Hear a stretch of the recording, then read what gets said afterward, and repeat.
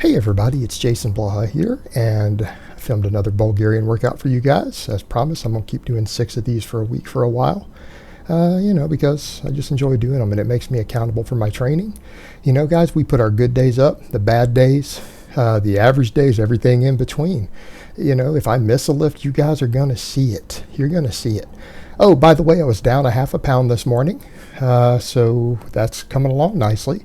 And that's the beautiful thing, guys. I think I've kind of got my diet settled into a point where with the amount of training I'm doing, as long as I eat relatively clean, not eating junk food of any type, not sitting around eating pizza or tacos or ice cream or cheeseburgers or any of that, I can't really hold on to the amount of fat I have with the amount of training I'm doing. So, it's a good thing. I've got enough body fat and my workload's high enough every week that I'm just going to keep, the scale's probably going to keep dropping down.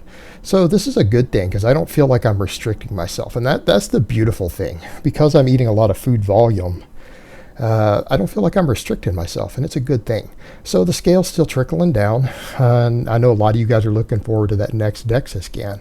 Guys are like, man, where's he going to be? Guys, I want to be at 15% by the end of the year as a good baseline. I'm not going to be at 15% come next DEXA, right? Let's be realistic here. 90 days, that's 12 weeks. 12 weeks. Even if I lose a pound of fat every week, that is not going to put me at 15%. I'll be under 20%, and that's a good place to start. But, I'll probably be 18% by the next DEXA. So, we'll take it for what it is. Today was an average day.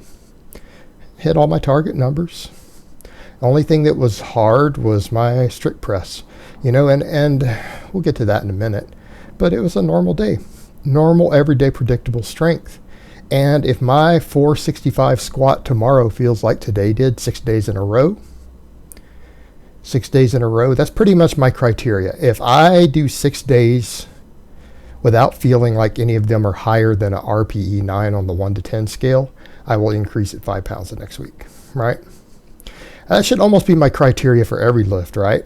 If nothing feels above RPE 9 and I do the lift every day, at least 6 days in a row, might be time to bump it up a hair. That's where I'm at with this. The 465, it's not feeling any heavier than 435 did over a month ago, It's not really feeling any heavier. It's about the same. And that's the thing, guys. This is about that everyday predictable strength. That is what this training system works on, that you're just strong all the time. These are lifts that you can hit every single day. And people need to understand that. It's like there's this kind of funny thing. People will see these and be like, oh, you're telling me your absolute maxes are this? No, man. If I do a lift 6 days in a row without grinding it, that's not a max. It's an everyday training max. It's my daily minimums. But that's the point, guys. It's about everyday strength, getting a nice, heavy, challenging single that's at least 90%. 90% or higher. That's the point. Now, I can tell you right now, none of my maxes are going to be more than 10% higher than what I can hit on these. That's obvious. And 10% is being very generous, A lot of them are probably 3 to 5% higher than what I hit. Realistically speaking, a lot of them are going to be 10%. But you never know. You get 3 days to recover, get some extra food, and you get psyched up. Be willing to grind, might be. Close grip, my 315 today. I haven't looked at the footage yet. I have not looked at the footage. I don't know how it's going to look. It felt slightly grindy at the top. I tried to get a good solid pause, and it felt like the bar slowed a bit on me. I guess we'll find out when we get to the footage, and I'll assess it. But, RPE 9.5. And realistically speaking, I don't think I have like a 350 bench or anything right now. I don't think my current max on the close grip would be 10% higher than I'm hitting. That's a perfect example. Like it feels heavy enough. I think realistically 20 pounds heavier than what I hit. But it's not going to be 10%. That would be like 31 pounds. So, that'd put my bench up over 340 right now. I don't think my bench is over 340 right now. I really don't.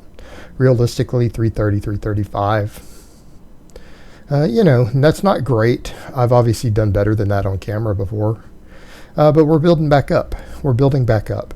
And I'm playing the long game here. Playing the long game. You know, and we're just going to work with the 315 until my weight stabilizes. I get down to maybe, 215 or so. Or 220-ish. And, then I might be able to start increasing the bench. But there we go. Brought it down. Got a good pause. Drove it up. See, it stuck right there a little bit. Felt a little heavy right there. And it wasn't super grindy, but it wasn't real fast either. It wasn't as pretty as those squats are. Chin-ups, I decided I'm just going to stick with the 90 pounds for a little bit. My biceps been hurting a little bit. I've got 100 a couple times. I'm just going to treat this as a daily minimum. We're just going to go to 90. We're just going to try to get a clean rep with 90 every day. And once that starts getting easy, I will start working it back up, right? But the thing is, that last 10 pounds, it doesn't necessarily matter, because if it starts affecting your next day's lifts, you're not being as consistent. And that's the whole point with Bulgarian style training. It's getting those consistent, powerful singles in, day out. You get used to it. And that's another beauty of the system. You don't ever have to peak. People who train this way, they don't have to peak. You're strong year round. You can be ready for a meet in 1 week. If you decide on Saturday you want to compete the next Saturday, you can adjust your training for the week, walk in, compete. Now, you're not going to be able to do a big water cut, but if you just decided a drop of a hat to do a meet, you can do it. And that'll be the beauty of this when I start doing conventional deadlifting again. Anytime I just get a wild hair up my ass and say, I want to go compete at a meet. Ooh, this fed. Here's a meet. I want to drive out there and do this one. That's kind of the point, is that I can just go compete without announcing it. Just pay for it, show up, compete. Don't have to peak. Walk in and just nail it. And eventually I'll get strong enough that I think I'll be competitive and will be able to get away with that. Right now, my lifts aren't competitive again yet. It's going to take a little while. For people who saw the story, I gave a whole backstory of what had happened and why my training took a backseat. It was a lot of stuff, factors outside of my control, but I'm training from home, and barring personal stress in my life, which does happen, believe me, guys, I'm in a long-term committed relationship. I have family, I have friends, we have other things that come up. Believe me, I have my stressors. It's not always, oh man, Jason just, has no stress ever to deal with. I got stressors to deal with, believe me. So, it is what it is. The 225 today, it was grindy. It was really hard. It wasn't as easy as yesterday. So, I mean, the way I want to go with this, I think I want to keep trying to push 225 every day, because the strict press is a really important lift to me. I've worked so hard on this lift, to get to where I'm at. And a part of me says, man, that's fantastic. I mean, at my age, doing a 225 strict press regularly, that's great, right? But part of me goes, yeah, I know a lot of people consider it impressive, and tons of people do. And, it is relatively impressive, but I'm like, I got there in less than a year of really pounding away at it.